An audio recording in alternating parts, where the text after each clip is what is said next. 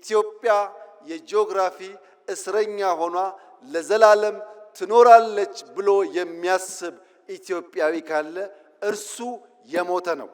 በሰላም በዓለም ሕግ መሰረት ኢትዮጵያን ከዘጋት በርና ድሃ ካስባላት መጠሪያዋ መገላገል አለባት ብለን ስለምናምን በየትኛው መድረክ ከኢትዮጵያ ጋር በሰላማዊ መንገድ ለመነጋገር የሚፈቅድ አካል ካለ እጃችን ከምን ጊዜውም በላይ የተዘረጋ ነው። ነገር ግን ኢትዮጵያ የጂኦግራፊ እስረኛ ሆኗ ለዘላለም ትኖራለች ብሎ የሚያስብ ኢትዮጵያዊ ካለ እርሱ የሞተ ነው።